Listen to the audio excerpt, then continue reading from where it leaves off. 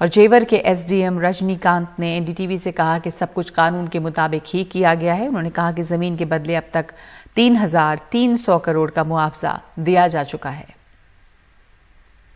हमारे साथ इस बार बात करने के लिए एसडीएम जेवर रजनीकांत जी मौजूद हैं। रजनीकांत जी, किसानों का कहना है कि बहुत सारे किसान वहां पर हैं जो तंबू में रह रहे हैं। उनका कहना है कि उनको प्लॉट नहीं मिला है, किसी को प्लॉट मिला है तो कह रहे हैं हमें सही मुआवजा नहीं मिला, मलबे का पैसा नहीं मिला। उस पर क्या कहना है आपका? देखिए, ये जो हमारे यहाँ प्रथम चरण का नोएडा इंटरनेशनल एयरपोर्ट का जो अधिग्रहण हुआ है, उस अधिग्रहण के दौरान हमारे 2 मुख्य गांव थे जिनकी आबादी विस्थापित हुई है और उसके 6 मजरे थे कुल मिलाकर के जो विस्थापन में हुआ है। और हम लोगों ने 3003 परिवार जो विस्थापन की श्रेणी में आते थे उनको प्लॉट आवंटित किए हैं। आरआर साइट हमारी जेवर बांगर में बनी हुई है। जो एक्ट है 2013 का, जिसके तहत ये पूरा अधिग्रहण की कार्रवाई की गई है, उसमें जो शेड्यूल 2 में दिया गया है R&R के जो लाभ दिए जाने, जो हकदारियां हैं उनकी, वो सारी हकदारियां दी गई हैं उनको। प्लॉट भी आवंटित किए गए हैं, मुआवजा भी उनको वितरण किया गया है।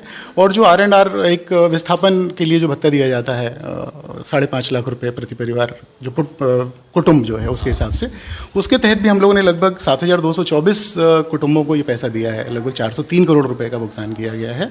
जो मकान बने हुए थे उनके गांव के अंदर, उन मकानों के मलबे का भी मूल्यांकन कराया गया और मलबे का मूल्यांकन करा के उनको पैसा दिया गया है। और जो मकान ग्रामीण श्रेणी 6-2 की आबादी जो जमीन होती है उसके अंदर बने हुए तो उनको भी दिया गया। और जो उनके खेतों में अगर उनका मकान वगैरह कुछ बना हुआ तो उसका मूल्यांकन कराकर उसका 2 गुना पैसा दिया गया। जितना मूल्यांकन आया था उसका 2 टाइम्स दिया गया। सर, बहुत सारे लोग हैं जिन्होंने मुआवजा नहीं लिया है। हमारी कुछ मुलाकात रामस्वरूप से हुई थी कल। और भी कुछ लोग हैं, उनका कहना है कि उनको मुआवजा कानून के हिसाब से नहीं दिया गया है। उनकी आबादी ग्रामीण बताई गई है और उनकी जमीन बताई गई है अर्बन। तो अर्बन के हिसाब से उनको मिला है 2 गुना मुआवजा, जबकि ग्रामीण होते तो उनको 4 गुना मुआवजा मिलते। तो उनका कहना है कि नियम के मुताबिक हमें जब जमीन ली गई तो हमें अर्बन बताया गया और जब हमें R&R यानी विस्थापित करने की बारी आई तो हमें फिर ग्रामीण बता दिया गया है। तो हमारे साथ धोखा हुआ है, उनका ये आरोप है और वो मुआवजा नहीं ले रहे हैं। लगभग 450 या 500 किसान ऐसे हैं। जो उनका ये कहना है कि ग्रामीण आबादी मान ली गई और शहरी क्षेत्र मान लिया गया खेती को, ऐसा बिल्कुल भी नहीं है। जो प्रावधान दिया गया है विस्थापन RR के लिए जो है शेड्यूल 2 में, उसी के तहत उनको दिया गया है। और उसमें साफ साफ ये है कि आबादी जो विस्थापित की जाएगी उसमें मिनिमम 50 मीटर का प्लिंथ एरिया होना चाहिए जब उनको हम वो देंगे तो जो है, तो वो इंश्योर किया गया है कि जो भी कुटुंब है उसको मिनिमम 50 मीटर और जितनी उसकी आबादी वहाँ पे जा रही थी उसका 50% एरिया हम लोगों ने दिया है, वहाँ पे विकसित करके दिया है।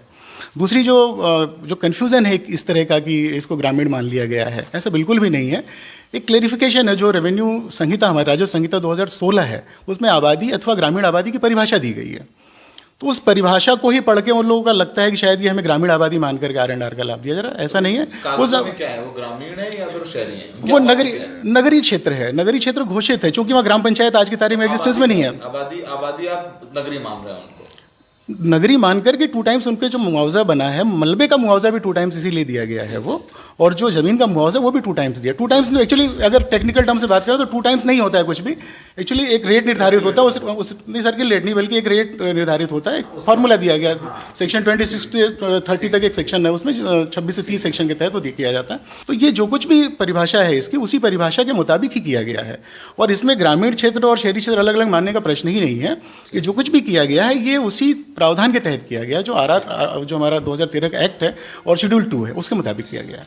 इनके मुताबिक किसी भी तरह की कोई गड़बड़ी नहीं की गई है और जो लोग जो मुआवजा नहीं लिया है उनका वो ट्रिब्यूनल में उन्होंने मुआवजा जमा कराया और वो जब चाहें एप्लीकेशन लगाकर वो मुआवजा ले सकते हैं।